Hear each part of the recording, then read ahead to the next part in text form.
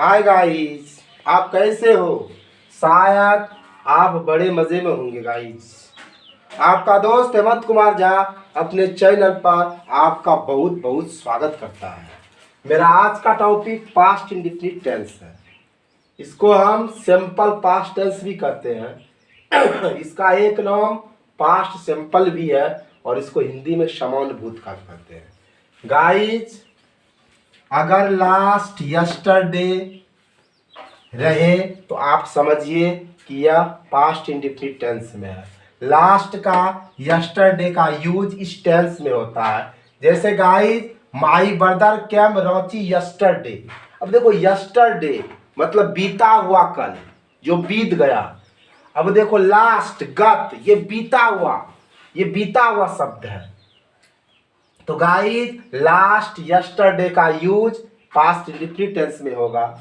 अब देखो, भूतकाल के हैबिट का यूज भी पास्ट इंडेफिनिट टेंस में होगा। जैसे ही used to play in the evening, वह शाम में खेला करता था। अगर कोई हैबिट है, भूतकाल वाला हैबिट है, उसका यूज हम पास्ट इंडेफिनिट टेंस में करेंगे गाइस।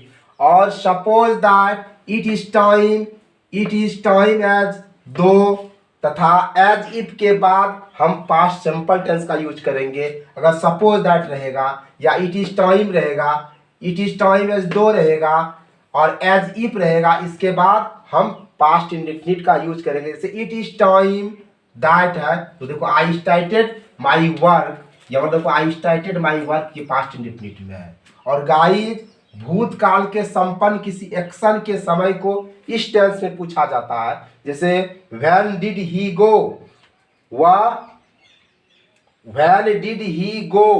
वह कब गया। तो भूतकाल के संपन्न किसी एक्शन के समय को पास्ट इंडेफिनिट में पूछा जाएगा गाइस।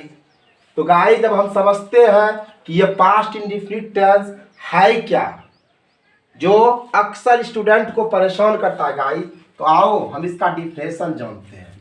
इसका देखो डिफिनेशन क्या है। इसका डिफिनेशन होता है कि जिस क्रिया से पता चले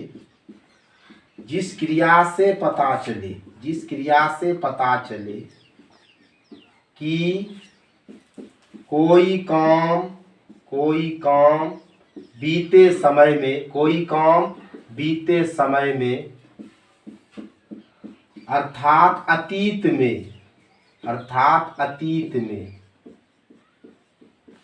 जिस क्रिया से पता चले कि कोई काम बीते समय में या अतीत में समान गति से हुआ,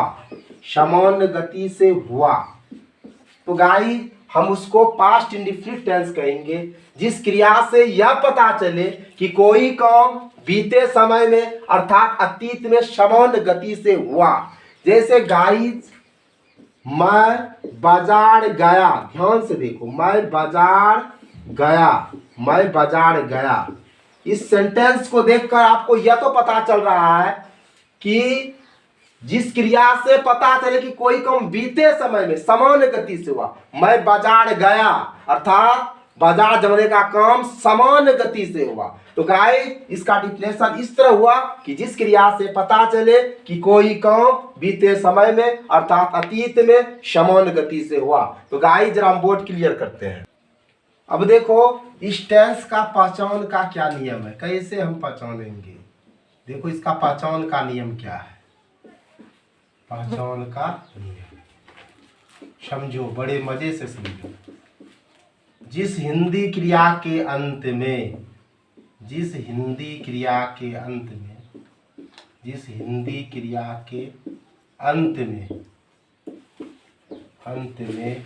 या, ई, ये, आ, ई, ए, etc रहे, आप इससे पहचान जाओगे कि यह पास्ट इंडेफिनिट टेंस में है।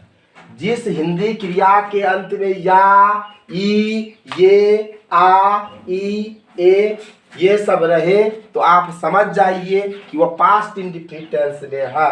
अब देखो गाइस, इसका बनाने का नियम देखो, बनाने का नियम क्या है। बनाने का नियम आप AF को बनाओगे सब्जेक्ट जोड़ V2 जोड़ ऑब्जेक्ट। इसमें not use of helping verb, कोई सहायक क्रिया का प्रयोग नहीं होगा। सब्जेक्ट होगा, वर्ब का दूसरा रूप होगा और ऑब्जेक्ट होगा। और NF में सब्जेक्ट डिड जोड़ नॉट जोड़ V1 जोड़ ऑब्जेक्ट। IF डिड आगे हो जाएगा, डिड प्लस सब्जेक्ट जोड़ V1 प्लस ऑब्जेक्ट, लास्ट में इंट्रोगेटिव मार्क। और INF डिड प्लस सब्जेक्ट जोड़ नॉट जोड़ V1 जोड़ ऑब्जेक्ट जोड़ इंट्रोगेटिव मार्क। तो गाइस आप AF में हेल्पिंग वर्ब का यूज नहीं करेंगे। हेल्पिंग वर्ब का, इसमें हेल्पिंग वर्ब का यूज नहीं होगा। हेल्पिंग वर्ब का यूज नहीं होगा। Guys I, we, you, he, she, it, name और दे, यानी ऑल टू ऑल, सबके साथ डिड ही लगेगा, यानी सावधान बाइस पसेरी। आओ गाइज हम एक एग्जाम्पल लेते हैं कि मैं पटना गया। मैं पटना गया। अब इससे देखो हम 4 लिखते हैं। मैं पटना नहीं गया, मैं पटना नहीं गया, मैं पटना नहीं गया। क्या मैं पटना गया? क्या मैं पटना गया? क्या मैं पटना गया? और क्या मैं पटना नहीं गया? क्या मैं पटना नहीं गया? आप देखो इसका ट्रांसलेट कैसे बनाओगे। मैं पटना गया, I not use of helping verb, कोई हेल्पिंग वर्ब नहीं लगेगा। और जाना, इसका V2 क्या होगा? Went, I went to Patna, मैं पटना गया। अब मैं पटना नहीं गया, आई के साथ फिर डिड, सबके साथ डिड लगता है। I did not go to Patna. अब है क्या मैं पटना गया, तो डिड आगे हो जाएगा। Did I go to, did I go to Patna. क्या मैं पटना नहीं गया, तो क्या हो जाएगा? Did I not go to Patna. अब देखो गाइज, इसमें अगर इस तरह का रहेगा कि मैं क्यों आम खाया, क्यों आम खाया, अगर आपका इसमें क्वेश्चन वर्ड रहे तो आप इसका ट्रांसलेट इस फार्मूला से करना, इस फार्मूला से करना। अगर कोई क्वेश्चन वर्ड रहे तो पहले आप क्वेश्चन वर्ड को ही डाल दो, क्वेश्चन वर्ड डाल दो। उसके बाद आप डिड का इस्तेमाल करो, फिर सब्जेक्ट दो, अगर ज़रूरत पड़े तो नॉट दो, नहीं पड़े तो नहीं दो, V1 दो जो ऑब्जेक्ट दो, और लास्ट में इंट्रोगेटिव मार्क दो। जैसे मैं क्यों आम खाया, तो क्यों का क्या होगा? वाई, और सबके साथ डिड ना, why did I eat a mango. ठीक है, मैं क्यों आम खाया। अब जैसे रहेगा तुम क्यों पत्र, तुम क्यों, तुमने, तुमने क्यों पत्र नहीं लिखा, तब क्या हो जाएगा? क्यों का वाई हो जाएगा। Why did you not write a letter, why did you not write a letter. तो गाइज हम आपको 4 ट्रांसलेशन दे रहे हैं, आप एक एक करके बना के दिखाइएगा। पहला ट्रांसलेशन है गाइज, गया गया गया, गया गया गया।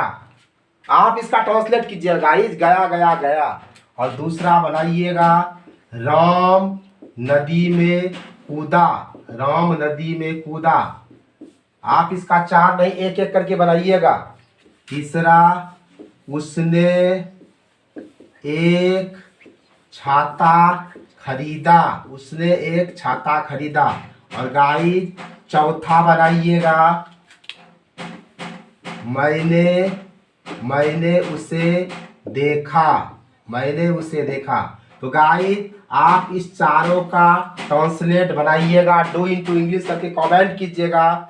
गाइस आपको शायद आज का वीडियो बड़ा मजा आया होगा। गाइस ये वीडियो काफी इंपॉर्टेंट है। गाइस आप इसको धैर्य पूर्वक वॉच करो, आपका इंग्लिश बिल्कुल मजबूत हो गाइस। तो गाइस वीडियो वॉचिंग के लिए बहुत बहुत बहुत धन्यवाद। जय हिंद, जय भारत।